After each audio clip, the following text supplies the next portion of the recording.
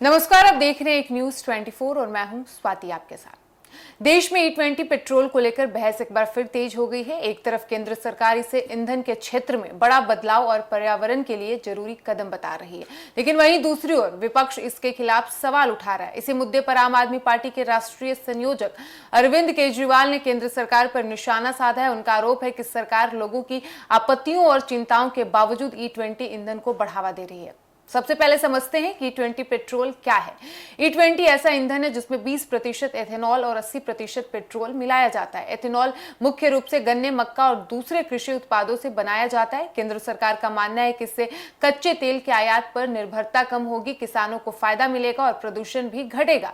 सरकार का कहना है कि भारत हर साल बड़ी मात्रा में कच्चा तेल विदेशों से खरीदता है। अगर पेट्रोल में एथेनॉल की मात्रा बढ़ाई जाती है तो आयात का खर्च कम होगा, साथ ही गन्ना और मक्का उगाने वाले किसानों को अपनी फसल का बेहतर बाजार मिलेगा। सरकार का यह भी दावा है कि एथेनॉल मिश्रित ईंधन से कार्बन उत्सर्जन कम करने में मदद मिलेगी। हालांकि इस योजना को लेकर कई लोगों की चिंताएं भी सामने आई है। कुछ वाहन मालिकों का कहना है कि पुराने मॉडल की गाड़ियों में E20 पेट्रोल इस्तेमाल करने से इंजन की कार्य क्षमता प्रभावित हो सकती है। कई ऑटोमोबाइल विशेषज्ञों का भी कहना है कि सभी वाहन अभी E20 ईंधन के लिए पूरी तरह तैयार नहीं है, इसलिए वाहन खरीदने से पहले यह देखना जरूरी है कि वो E20 के अनुकूल है या नहीं। इसी मुद्दे पर अरविंद केजरीवाल ने केंद्र सरकार की नीति पर सवाल उठाए हैं। उनका कहना है कि उपभोक्ताओं और विशेषज्ञों की चिंताओं को गंभीरता से लिया जाना चाहिए। उन्होंने यह भी आरोप लगाया है कि लोगों की आपत्तियों के बावजूद E20 ईंधन को तेजी से लागू करने की कोशिश की जा रही है। उनके अनुसार यदि किसी नई व्यवस्था को लागू किया जाता है तो पहले यह सुनिश्चित होना चाहिए कि आम लोगों को किसी तरह की परेशानी न हो। वहीं केंद्र सरकार का पक्ष अलग है। सरकार का कहना है कि E20 नीति लंबे समय से ऊर्जा सुरक्षा को ध्यान में रखकर बनाई गई है और इसके लिए ऑटोमोबाइल कंपनियों के साथ ही भी लगातार काम किया जा रहा है ताकि नई गाड़ियां E20 ईंधन के अनुरूप तैयार हो। सरकार का दावा है कि आने वाले समय में अधिकतर नए वाहन इस ईंधन पर बिना किसी समस्या से चल सकेंगे।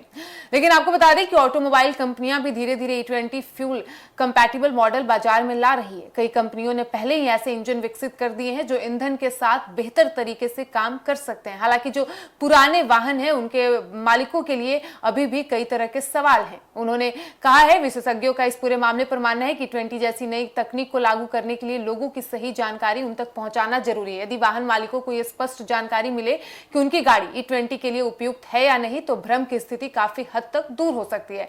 राजनीतिक स्तर पर भी यह मुद्दा चर्चा में है। विपक्ष सरकार से इस नीति पर अधिक पारदर्शिता और विस्तृत जानकारी देने की मांग कर रहा है, जबकि सरकार इसे देश के ऊर्जा भविष्य और आत्मनिर्भरता की दिशा में एक महत्वपूर्ण कदम बता रही है। यानी कुल मिलाकर E20 पेट्रोल को लेकर बहस अभी थमती नजर नहीं दिख रही है। एक तरफ सरकार इसे पर्यावरण, किसानों और देश की अर्थव्यवस्था के लिए लाभदायक बता रही है तो दूसरी तरफ विपक्ष और कुछ उपभोक्ता इसके व्यवहारिक असर को लेकर सवाल उठा रहे हैं। आने वाले समय में इस नीति का असर वाहन उद्योग, किसानों और आम उपभोक्ताओं पर किस तरह पड़ता है, इस पर भी सबकी नजर रहेगी। फिलहाल इस वक्त की खबर में इतना ही और ऐसे ही तमाम खबरों के लिए बने रहिए हमारे साथ और देखते रहिए एक न्यूज 24। धन्यवाद।